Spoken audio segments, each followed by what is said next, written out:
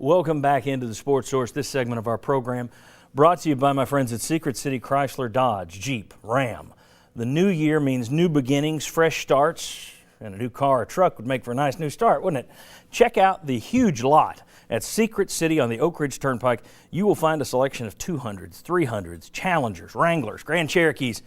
It's no secret that Secret City, see what I did there? It's no secret that Secret City is your best bet for a new vehicle as we start 2015. Get down there, check them out on the Oak Ridge Turnpike. All right, right here, joining us for this segment, always glad to have Josh Ward, of course, does radio work Monday through Friday on Sports 180. Well, that's on WNML Sports Radio. I'll never get it right. 990, 99.1 is what you need. Now that it's not the sports, is it the sports animal or not the sports animal? We're still animals on there, but very good. Sports Radio WNML. Josh, let's talk about what Tennessee's doing on the recruiting front. Got a little graphic made. We're going to step through these 1, 2, 3, and we can just bounce back and forth to this.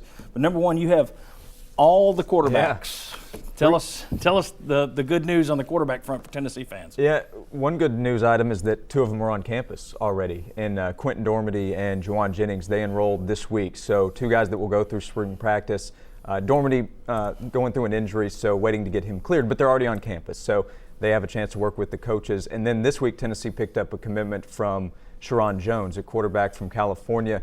He previously had committed to Florida under Will Muschamp and decided to decommit. And very quickly after that, Tennessee was high on his list. He liked Tennessee before he committed to Florida. So now Tennessee has 3 quarterbacks committed, and Jones might be the best fit in what Tennessee wants to do offensively. Certainly if you look at and it's hard to tell from the highlight tapes on the internet, but you look at the highlight tapes, he looks more of the Dobbs fit than the other 2 guys do. The interesting thing there is, and very quickly, we'll discuss this also in our overtime segment after the show today on SportsSource.tv, but very quickly, you've had Mike Bajakian come out and say, no, there's no signs of Nathan Peterman leaving the squad because you've got Dobbs, 3 new quarterbacks coming in. There's some question marks about Nathan Peterman. Does he return or not? But he is enrolled. Yeah, he is enrolled, and Mike Bajakian said this week no sign or no indication yet that he will leave. And they have really liked him. He's been a great practice player and a really respected member of the team. But in terms of the future, the writing's very much on the wall in terms of his playing time. So for Peterman, I would say, does he want to just be a part of the program or does he want to play? If he wants to do that, he would have to leave. But the depth at the position looks much better now that you have 3 guys coming in, especially if Peterman leaves. Exactly. All right. The next one you pointed out, Phillips stays in state. I think everybody knows this commitment. Tell us about it. Yeah, really big news for Tennessee. Last week at the U.S. Army All-American Bowl down in San Antonio, Kyle Phillips, defensive lineman from Hillsborough High School in Nashville, decided to commit to Tennessee, and then 4 days later he's on campus. He enrolls in the spring semester as well. So Tennessee had already put together, I think, one of the best defensive line classes in the country with Khalil McKenzie and Shai Tuttle, Andrew Butcher, Tuttle and Butcher already on campus for the spring as well. So to add Kyle Phillips, Marcus Ford on the list, they have a really deep now and talented defensive line class, and he's an in-state prospect. It's not the best class that you'll see from Tennessee inside the state, but it's much stronger being able to hold on to Kyle Phillips, not losing him to LSU. Certainly. All right. And the last one, and this is the key, manage the numbers. You go into this, and I think you've had a lot of guys that are transferring out, which creates some holes, but also you're not only counting, can you count back this year? It's counting forward. What are they doing with their numbers, Josh?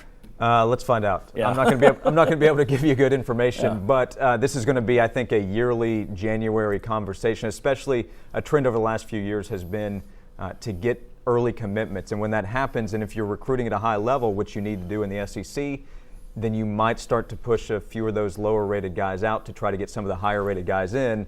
I think that's going to be what we see over the next month because several highly touted players still on the list. See, I'm not a big fan of that. If you think about the kid first, that's pretty rough if you've been committed for X amount of months and then somebody better comes along and you get shoved to the curb. However, if you're going to compete at the highest level, you look at Alabama, LSU, Auburn. That's what happens every single year. So for Tennessee to be in that position with those other teams to be able to do that, I think is another clear sign that the program's moving in the right direction. Yeah, we saw it happen last year with Tennessee's class, and you're right, you may not like it, but if you like winning in the SEC, then you're going to have to do it.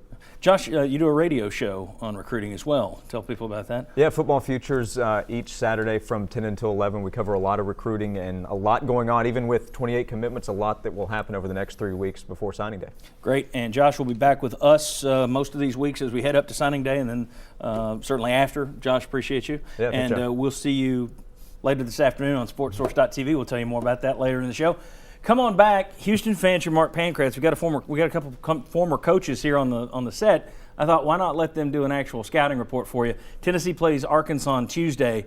Here's what you can watch for in that game. Come back, Houston and Mark will tell you. Come on back on the Sports Source.